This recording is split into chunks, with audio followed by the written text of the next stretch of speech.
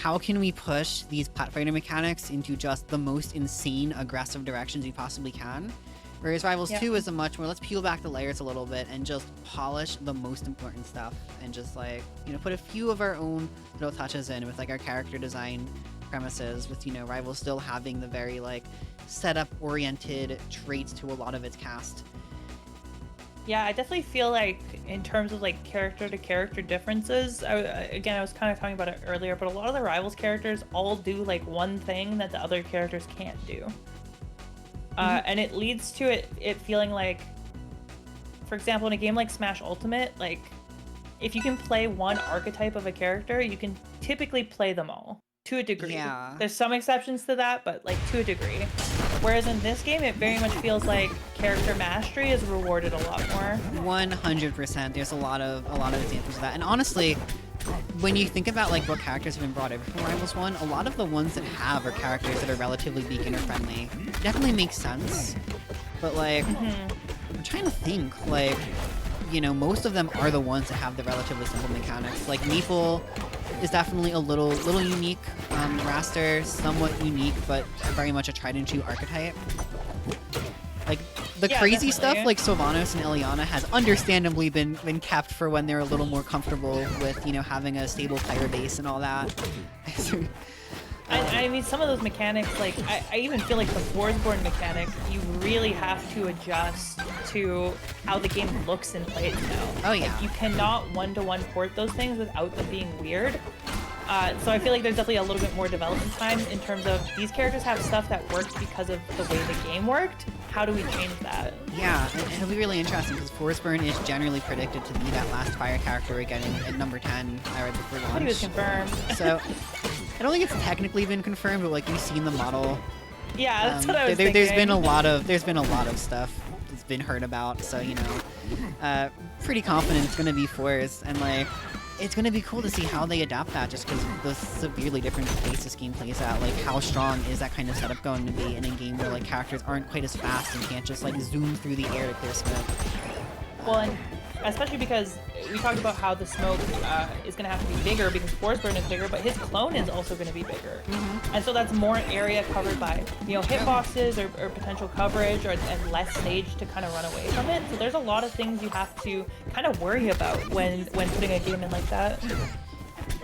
Said, we are getting a little hectic right now. Bio's kind of been like in control in a lot of the sets we've seen him in, especially in Winners Finals. He's seen like really on point. But Kib coming off of just slaughtering 2 other Kraggs, just thinking, what's one more, right? Yeah, what's one more?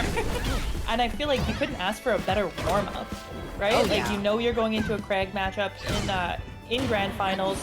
You just got to play it twice. You've got to, you know, kind of shake out some of the bracket nerves or some of the things that you knew worked or knew didn't work. So I feel like Kib is in a really good spot momentum-wise if Bio decides to stick with the Kragg.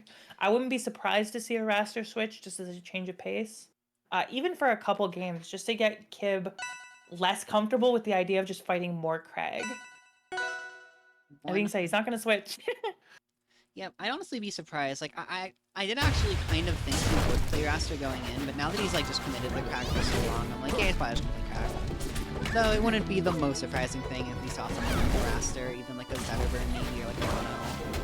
Just, you know, Wrastor and those more fundamental characters. That said, yeah, I think I do like Rockwall here. Just trying to be a little more survivable.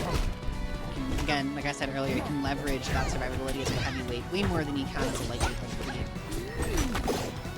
Yeah, and I think, you know, leaning towards a bigger stage ends up being more beneficial for Kragg probably than it is for Fleet. We saw the way that Kib was able to overwhelm Bio once he got him into disadvantage a lot of times last game. So I think we definitely have to consider how much Bio is able to disengage and how comfortable he is getting out of disadvantage, because Kib's been able to push it farther than pretty much anyone we've seen. Absolutely. And I'm definitely interested because, you know, Grayson and Ben coming more so from other games. Like, Ben does have a history with Rivals, but it's from, like, 2017 apparently, so quite a while ago. Very different game in a lot of ways. Yeah.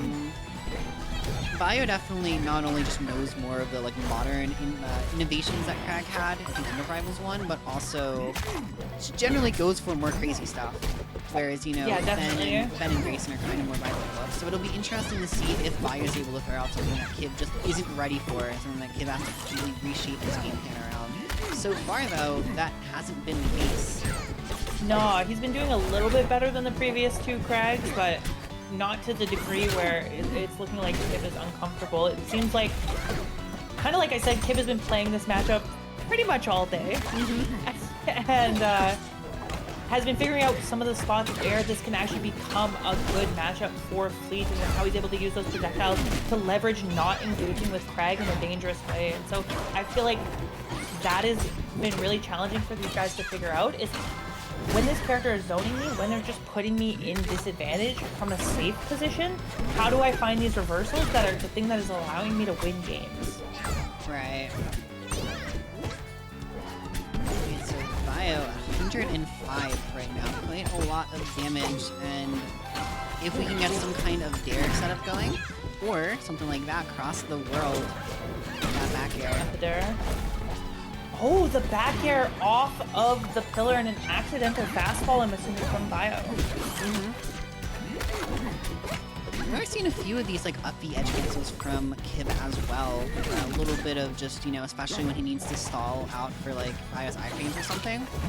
Gonna just fling himself all the way across that stage using that high aerial ability of Fleet. Yeah, he's been doing a really cool job too, using the edge cancels and then immediately going into a float after the edge cancel for like a weird kind of movement trajectory.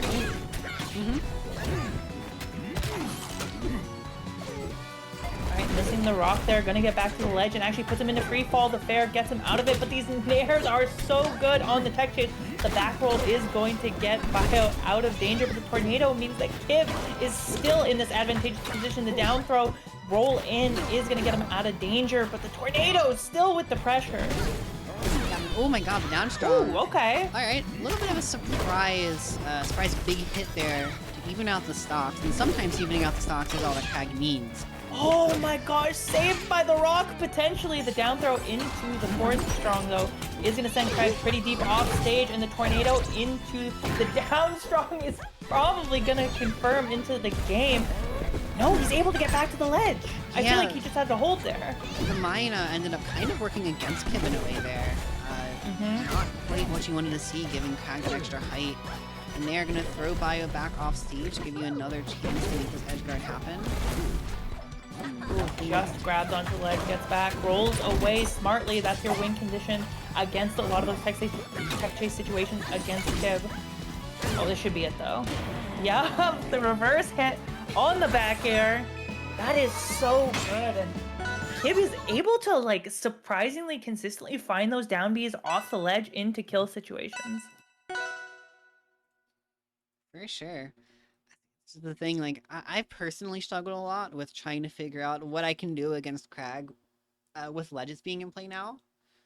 And, like, I don't know how many other people have struggled with that, but clearly Kib's not one of them. Yeah, seriously, Kib looks extremely comfortable in Bio. Saying the stage wasn't the problem, it was me running it right back to Fire Capital, which I'm sure Kib's not too upset about. Yeah, I'll be honest, if this was, you know, any old set, I'd probably be confused and uncertain in this decision, but Fire is coming here from Winterside Grand, so does have the set to give if we'd obviously rather not. You'd rather just take the tournament right here and there. Yeah, he's got a set to play with. You know, very real chance. I think there's a good chance of seeing a bracket reset at this point. Just how hot Kib is playing, the question then becomes, what can Bio do to really prepare for that reset? Yeah, it'll be interesting. I can understand just because you have the bracket sticking with the Kragg in a situation like this, but I'm wondering if this ends up being a 3-0, if we're going to see a switch, or if he just believes in the adaptation. Oh, that was almost so good. If he had just charged it a little bit, that could have been the kill confirm. Fortunately for Bio, able to live another day, but caught by that down air in a huge way. The double gets him back to the ledge. I feel like, again, you just have to hang on there, and you probably get it. Right. Ooh. Alright, mix up off stage, going high, not gonna be caught. 180%. Walk in the park for Kragg, man. Walk in the park. With back air, That though. back air should do the trick, though. Able to find the stock at 190, and I think one of the most impressive things we've seen from Kib is even when he's taking stocks at this 190%, he's still looking comfortable. It's not looking desperate. He's still able to find the confirm, able to find those back airs in a way that feels safe and reliable. They're trying to just find something here, just an aerial to get some extra damage, potentially a kill confirm as well, but everything, that flip going right through the down B from Kragg. Trying to reset with the up air there, potentially could have started a fair chain, but thought a little bit better of it. I feel like the up air, again, like sub 80 is a lot better for Fleet in terms of keeping the combo going. Tried to call out that parry with the F smash, unfortunately for Bio, just not going far enough, and now the tornado somehow getting back onto stage, but no, the rock just missing on the way down.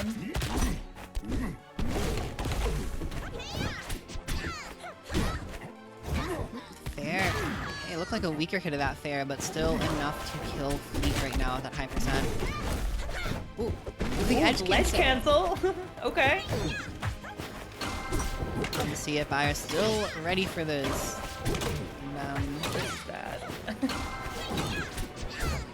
That kind of spacing there. I guess I do see why Kib is going for these F-Strongs. Is in theory, at the right spacing, it should be able to cover all tech options. Yeah, it definitely does. It's just a matter of if you roll away, it doesn't get the strong hit. So it's like pretty much you always want to go for that option.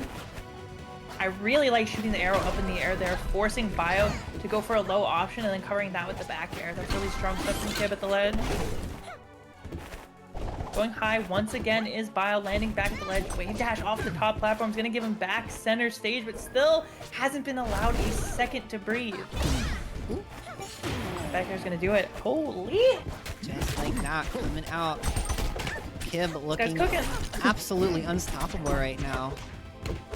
Yeah, I don't know if this is, something that needs more time in the lab for what Kragg mains kind of do in these situations, but Kib seems kind of a step ahead, and even using the invulnerable frames on down B to get through the explosion of his own move is so clever. Yeah, that's like, I was gonna say the same thing, just such a good use, in theory turn that Sticky Bomb against Fleet, but Fleet has her own tools to make that pretty irrelevant at times.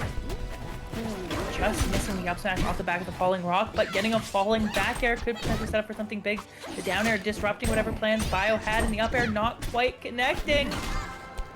The rock is going to stuff out that side B though, and that's one of the things that Kragg has going for him in this matchup, is that rock will straight up beat side B. Yeah, that I feel like is kind of the main thing that Kragg has to leverage, is just having, like, even though he's got less zoning tools, you do have the individual best zoning tool between these two characters. If you take advantage of that, that's really good. But so far, Bio's really struggled. I think Kib's doing a good job just not giving him quite enough room to breathe to actually get that tool set up. This has been the closest we've seen, though. Bio able to take this last stock with only 50%. We've seen the kind of comebacks that Kragg has been able to make, and this is well within the realm of doability. Oh, that pushed him off the platform into the tornado! The perfect option coming up from Kib to cover every single tech option. And I'm wondering if that was intentional. The push off the platform was so good and so ready to cover it. The roll in is going to get caught by the forward strong, meaning Bio back at the ledge, only at 107 though, or sorry, 97. So probably not in too bad a spot. Is this going to kill him? Oh God. Really? Well. Really? The bracket reset has been stalled for a little longer.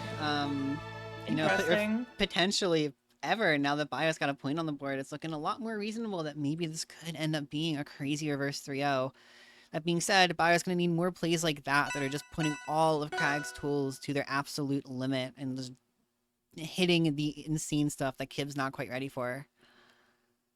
Yeah, that was pillar into up smash into the rock coming down, and that's the setup that we've seen from Bio a couple times, but man, that is crazy. Yeah, I feel like if that didn't happen on pillar, that shield break wouldn't have been as scary too, because you have to fall all the way down to like hit the ground, so you don't have that same stun state. But on pillar, where it's also going to naturally fall and push Bio further away from you, it's like You kind of incidentally gained more time on that shield break than you really should have. Yeah, definitely. Definitely a unique situation that perhaps Kib wasn't ready for. It doesn't seem to have slowed him down at all, though. Yeah, obviously, I mean, you know, still gonna be gunning for that bracket reset. You're so close to winning this bracket. Just gotta take 2 sets off of Bio, and so right now, good. 2 stocks away from just, you know, taking that first. Damn, okay, right into that. It was bold. It was brash. I won't lie, after that shield break, I'm definitely looking at all of these Kragg strong attacks in a slightly different light now. I'm like, Can it shield break? I think that was definitely set up by the fact that Kib had been shielding a pretty decent amount before that, and the fact that the rock was already coming on the way down from the pillar. So definitely an intentional setup from Bio that I kind of doubt Kib gets hit by again, but it would be interesting to see how reliable it is to set up some of these shield breaks. Yeah, I doubt it as well. It's just one of those things, like, you see shield breaks pretty rarely in general. Like, you see one, you're suddenly, it's just on your mind now going forward, especially with how early it can kill you. Even with this game's, like, relatively, you know, lenient punishment for shield breaking, or getting your shield broken, rather. You can still die, like, 70. Yeah, definitely. Really good edge guard from the side of Kib, looking primed to make this bracket reset happen. Down there. So hard to deal with at the ledge because even when you get past the down air, Kib is still ready to cover your option back onto the ledge with a nair, with a grab, whatever you're not expecting to keep you out there. The back air coming out here, and yeah, I don't know if... Oh, okay. What's happening? I was expecting a nair right there, but Kib going for, it looks like a back air instead, missing that front part. Some of the side swap stuff Kib is doing is also really tricky. Using that down B to swap sides and then using like an immediate jump float back air to once again switch sides is kind of keeping you guessing on what your options are out of field. Yeah, definitely. Oh boy, that looks like it's Oh, got killed! Wow! I feel like that alone makes this stage good for Fleet. Being able to get the sweet spot on up smash on a tech read off the platform like that is something she doesn't get on a ton of stages. For sure.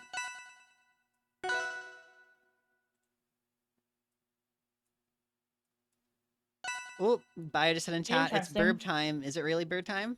It's burb time. Is it real? Are we seeing it? Are we seeing the BioBirb? The BioBirb, the legendary? There it we is. are. Alright. I get it. I get it. Alright, so you know how I mentioned earlier, you know, air characters being generally glass cannons? Yeah. Well, you can probably imagine how that makes every single air character versus air character matchup just across the board. They're some of the most explosive, just like ridiculous matchups in the game. Interesting. Yeah, and already we're seeing some of that coming out from Bio, the down B clap right there. Not quite going to kill, but putting him in a very uncomfortable position. And if I know Bio, I know that he loves up B out of shields. I expect to see a decent amount of that. But already looking significantly more comfortable, being able to kind of change the pace against Kib instead of having to play at Fleet's pace with a slower character like Kragg. Being able to use the slipstream to make Wrastor so much faster is allowing him to put more pressure on Kib. For sure, 100%. That's going to be a big thing in general. Having that slightly extra, not even slightly, just that significantly higher mobility is going to completely change like everything about how Kib has to play the matchup. And not for nothing, you mentioned earlier, Kib's been, you know, just playing exclusively against Kragg for a while. You know, does still have a set against at least 2 Maple stats, which, you know, another fast glass cannon character, but very different playstyle from what he's had to do for the past like hour of this tournament. It's definitely a check on comfortability. That being said, was able to take the first stock off a missed up B from Bio, so Bio gonna have in the back of his head not able to spam those Kib, more than ready to punish them. That's the thing, like if Fleet does have time to run up to you and charge a strong attack, the kill power is genuinely really good. It's just that it's really hard to actually get in those positions, so you don't want to give it up for free. He's go. And actually gets combos off the back of down air, so that's a difference from what we were seeing in a couple of the other matchups where those set up tech situations pretty consistently.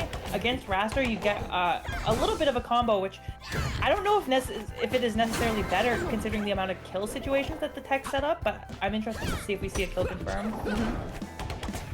Definitely see the same. Back air, that's actually gonna kill. That is the one thing here. Probably wasn't expecting to DI that direction either. Yeah, just like these random reverse hits and these setups from Kib are going to be significantly more potent against Wrastor than they would ever be against Kragg. Yeah, that's definitely true. Going deep off stage and actually getting hit early with that down air. Thankfully able to get back to the stage in the weak hit of up B. It's gonna mean Kib still living, still living. God, he wants it so bad. Okay, the random clap is gonna come in clutch here though, just calling out a little bit of that aerial movement from Kib. And very even last stock right here, but I feel like Kib has been able to remain just slightly one step ahead, and we're seeing that with all these up airs coming out. Yeah, I feel like Wrastor has, better combo kill potential. Oh yeah. But I feel like we've seen pretty consistently that Kib is pretty good at finding ways to get that back air on time. And finding those hits that are kind of more consistently strong. It's easier to throw out a back air with Fleet than it is to throw out one of the smash attacks with Wrastor for sure. Yeah, like as a character, Wrastor has way better kill setups. As a player, Kib's definitely gonna like make you second guess thinking that way. Just with how many ways he's found to convert in these bears and these nairs deep off stage. And you know, maybe just every once in a while I can snipe you with that up strong all the way up in the top blast zone. You just don't expect it either.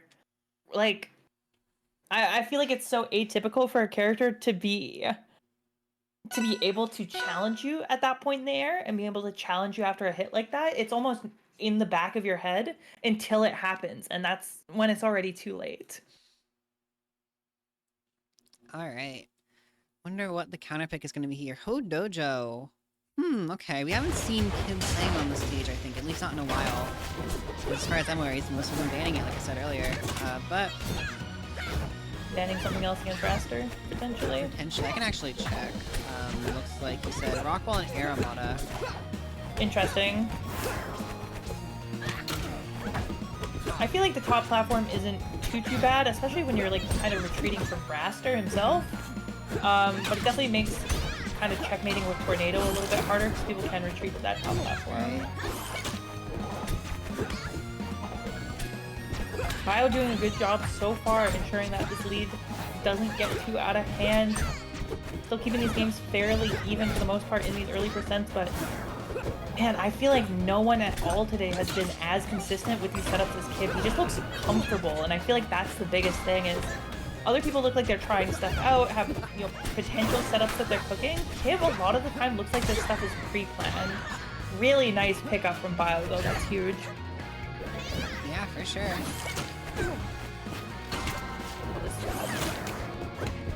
Alright, able to get back using the slipstream and the multiple jumps. The down air just missing.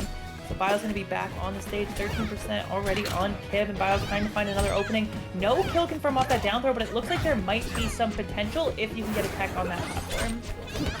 For sure. Fluid's here putting a lot of pressure on Bio, but most of it is getting shielded until that back air, which is going to kill.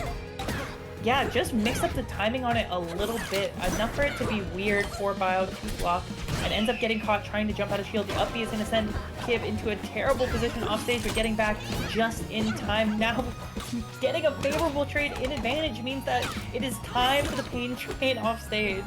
Oh, this is bad. Ooh. Bit of a commitment, though, from Bio, and he's going to pay for it! Yeah, the situations there, just really close calls on both of them. One of them going to get ledge hogged right now. It's Bio falling again in this game. Struggling to maintain a lead just throughout the entirety of this set. And I feel like that was a little bit of hubris on the side of Bio, trying to find that down air, assuming that Kib was going to drift in, despite the fact that, he has float, he's able to kind of avoid stuff like that. Kind of gave the stock away just a little bit, and unfortunately, it means that this lead goes from Bio to Kib in a pretty big way, losing that stock earlier. Well, Up, he had a shield. You got it. That was incredibly bold of Bio, but you know what? Sure. Let it rock. I believe. Hardest working Wrastor in the world. So, Heavy coming in there. Kib trying to get the aerial boost from it. They're not gaining too much from that this bracket. I feel like there's been a lot of attempts, but not a lot of successes. That back air almost killed from center stage at 100. Bio really has to look out for the next hit and has to be really careful about these mix-ups like that with the down B are so good and a lot safer than I had anticipated. Bio jumping right through the arc of that arrow. Wow. Yeah. So good. Kib is crazy. Well, Committing to the Wrastor, still down 0-2, but Bio really on the back foot in this grand finals. Yeah, we did see the one game last set with the Kragg. It was game 3. I forget, was it also an Armada? Yeah, it was an Armada. So really, I mean, you know, trying to make a repeat of what happened game 3 on Armada, maybe once again, this could be Bio saving grace and the potential to do greater things in the rest of the set, but his tournament life is on the line, and Kib has all of the momentum that he possibly could ask for right now. Yeah, I could not have imagined how big a game changer that down B has been for Kib. It has been a set-defining tool, and the DI very scuffed off the back of that sweet spot up B means that Kib is using a stock at 80% out of shield.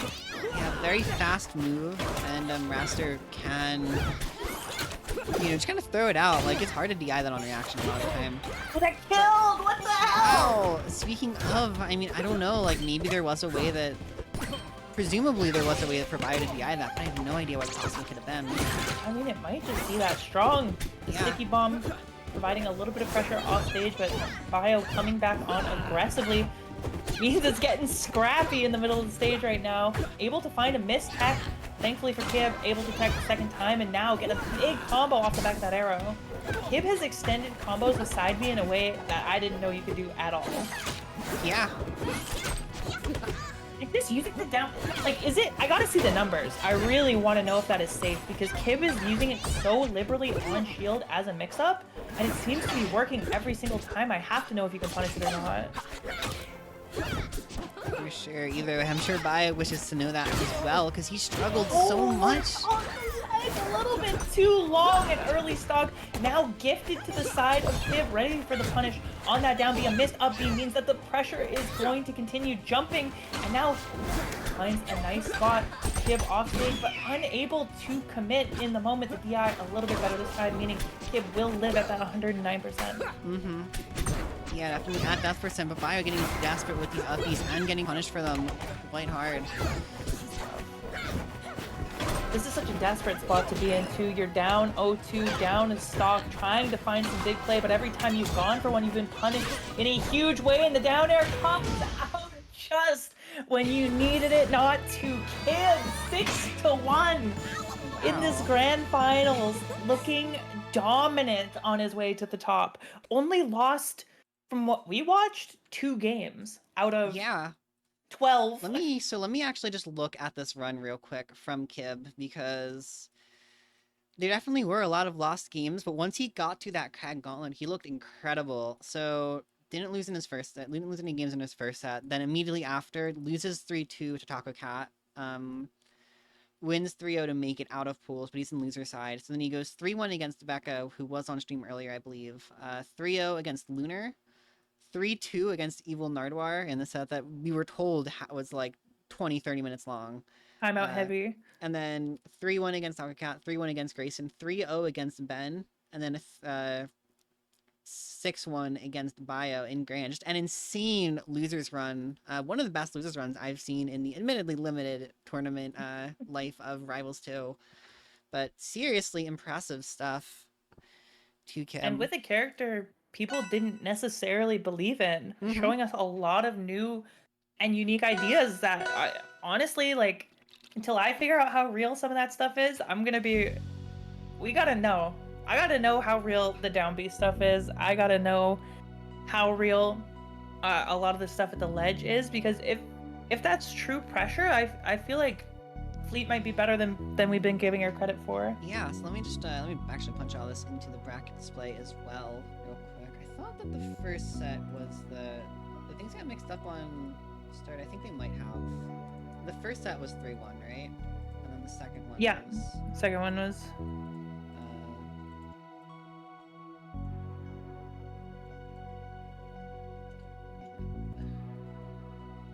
So.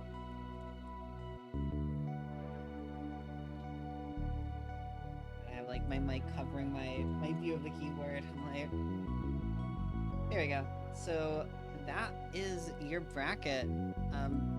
Again, insane stuff for Kid. Like really hard to Oh wait, no, it's being reported right now. That's what it is. Okay. So, yeah. I don't honestly have too much to add. That was just a pretty great top 8, all things considered. I feel like I definitely have a few things to still learn about running Rivals 2 brackets. I'm trying my best to, just like I did in Rivals 1, remain on the forefront of online Rivals brackets. But, different game, different piece.